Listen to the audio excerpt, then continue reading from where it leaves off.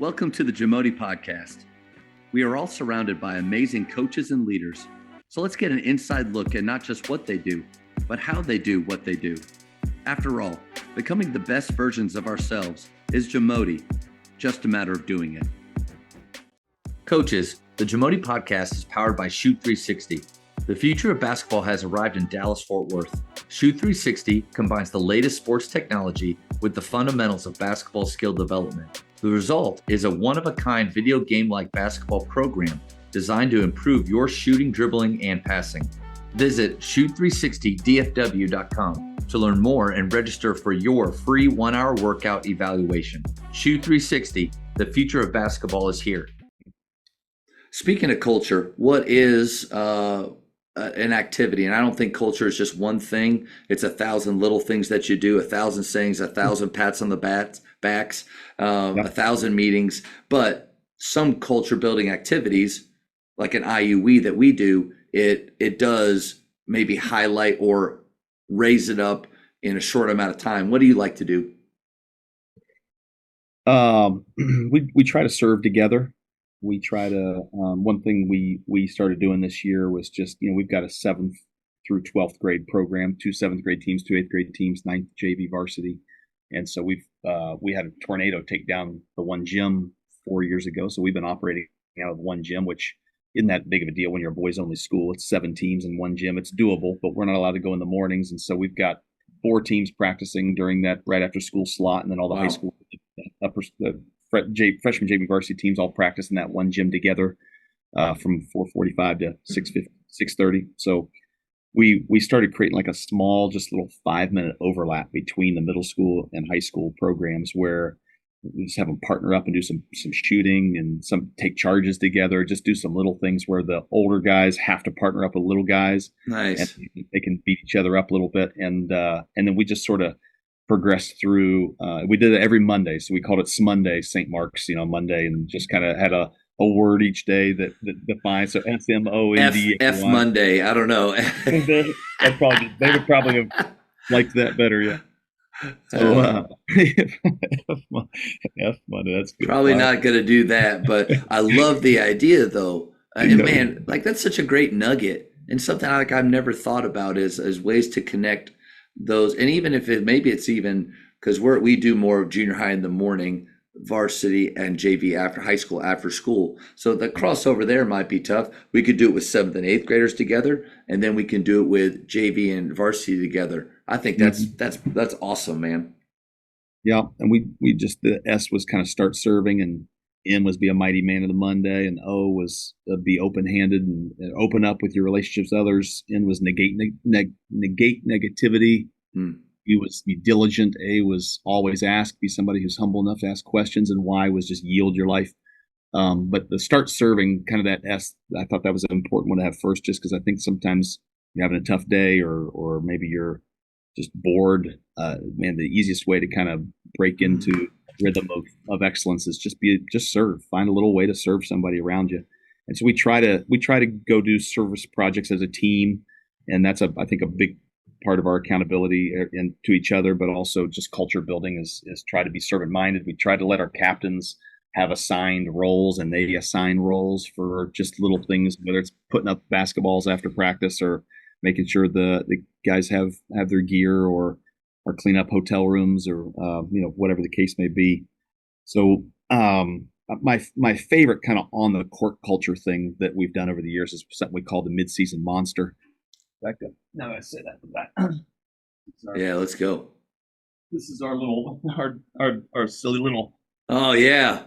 That since 2007, my first year, like Chris McClain and Sam Acho. Sam's a ESPN analyst, and his brother Daniel Acho played for us the following year. And we've had just a bunch of different guys over there. So these guys come back and look at this and take pride in having their name on this little plaque. There's Harrison. We had a pretty good stretch recently. Harrison Ingram playing at North Carolina and Colin Smith at Vanderbilt. We've had some really talented guys who get to see their names on there, and then the players who are up and coming want to be on that little deal. And so all it is just we pick a week, some point midway through the season where we only have a Friday or Saturday game. We don't have anything earlier in the week, and we'll just take that Monday, Tuesday, Wednesday, and we don't do anything all that unique, but we just score every drill and make everything competitive. And they're just, I mean, they are cutthroat and wanting to win that thing. And so we got a coach over there keeping score, and they're all fighting with him, like, no, no, no, I got 2 points on that. It's just trying to create competitive mindset. Yeah. They're fighting with each other and trying to make each other better. Iron sharpens iron mentality. Yeah. And yeah, I mean, the drills you pick, you know how it is. Like they can be bloody at times, and that can be fantastic. Some of the rebounding stuff we do, I think, is just critical to developing toughness. And I think private school kids, by nature of coming from means, sometimes have a bit of. They've had great lives without a lot of adversity most of the time. That's right. It's not basketball greatness isn't something they need. There's not a desperation there. Man, so creating the fun, to me, that I feel like that's one of the biggest parts of our jobs, not just is creating culture, but creating a fun environment that they want to go to. And I like to think that even if I ever went to a place where clientele was different, like when I was at McKinney, we had one kid living out of his car for a little while. You telling me that he cares about basketball, like when he's living out of his, like there's bigger problems, but I'd like to go to another environment and have kind of the same idea, because I think if you can have standards, which is culture, standards that are clear, but then also create a fun environment that, man, what if this is like the bright spot of their day, that they actually are excited to go. I love the idea of that game. Love the fact that, Coach, you have it on a thing, because this is our Lion games, and I'm taking it to, this is postseason, end of the year kind of a thing that we're about to do. The Lion games are, you take these games that you could look up, like fun 1-minute games. You have a stack of cups and stack one, stack the other until the different colored cup is at the top. When as soon as that goes, guy races and shoots a 3. First group that gets it gets a point. And they try to win the Lion Cup every game. We take 2 days to do it. There's about 15 games that we play, and they are, one is you get a bunch of you have to take a straw, move the M&M into another cup. When all of them are done, form a 5-man pyramid. First one to do that wins. Okay. It doesn't have to be basketball for them to love it, look forward to it. They have their team set. They have their names. They're going to come with jerseys. The Lion Cup is, to me, it's a culture building activity that yours is awesome because it's in season. It's making them better basketball players. It's getting them to do the things that you want them to do, which is compete. And like you said, in different drills, that's great. And I think a lot of us do things like that. The Duncanville coach had, golly, what was this called? It was like 4 games that they played, that the team stayed together, 4 different games, all the points accumulated together, and then it was the gauntlet. And then all of a sudden at the end, it was what team had the most points. And he's like, these are games that I want us to play, like 2-on-2 rebounding, closeouts, all stuff. But because it's cumulative all together, it just raises it to another level. The Lion games achieve some of that.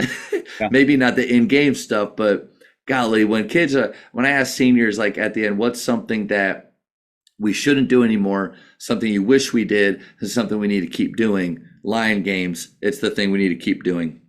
Wow. That's just for your team that you do that? Our high school, all the guys that are freshmen, sophomores, and juniors, because our seniors now have kind of, they're moved on, right? And so it's almost like this is the first time without this good senior group for us to do something for the new senior group. They're the captains, they pick the teams, and a little bit like yard school, grade school pick. And we try not to do that very often, but so little Timmy doesn't always feel bad about being the last one. But it is something that, I have to put in time. I have to get the Oreo challenge where you put it on your forehead and you gotta, without using your hands, move it down, to watch these kids do it. But then a kid's waiting with the ball and they've got to go run and bounce it into the goal. The first team to bounce into the goal, and to watch them all like talk about, we want to create humility and enthusiasm. Like there is no cockiness in this time. Like it's all fun, but I think all of this is about, and what you did with your game is creativity. Like, let's get creative with this. Like 2-line layups for skill work. I don't know. Like there's other things we can do. There's nothing wrong with that, but I think the more creative, the better. For sure. The Yep. Lion games. The line games. What was that? Is enthusiasm the second word after humility that you've got? The four pillars that don't change, and these are man. Thanks for asking. I don't share my stuff very much. To me, and this was something that Bruce Brown with proactive coaching. We were talking about culture, and he's like, you do need to have part of it is what you believe, what you feel like is important, where the direction you want your program to go, but your players also have to have a say in that culture. And so it's so what the way we did it was me and my assistant coaches instead of at one point it was shape, spirit. It's the PGC spirit, communication, hustle, approach, precision, enhance. I was directing with them. I thought that's great. I came home and I said, hey, we are shaped. Boom. Like it was on every t-shirt, everything we did, every jersey. But the kids didn't care about shape. And then I thought, okay, well, Jamodi, my thing's Jamodi. So joy, attitude, motivation, opportunity, determination, impact. We're Jamodi. It was on everything. They didn't care about Jamodi. So got my assistants together and said, what are the words that we actually say? The standards we really want them to have, like how do we coach? How do we meet? What are we trying to achieve? What do we want our players to be about? Overarching themes that work on the floor. Like we want to play fast, but that's not culture. I mean, it's a part of the culture, but like overarching. And so we came up with what we say excellence as believers, excellence as players, excellence in the classroom, excellence like that's what we're trying to achieve, not perfection. And then there's so many rabbit holes you can go with that. Humility is the second one. I think, and there's a good flow here. It goes from there. If we're trying to be excellent, then we have humility that, we may not be perfect and we won't be, but we're trying every day and we're never arriving. And then we go to toughness.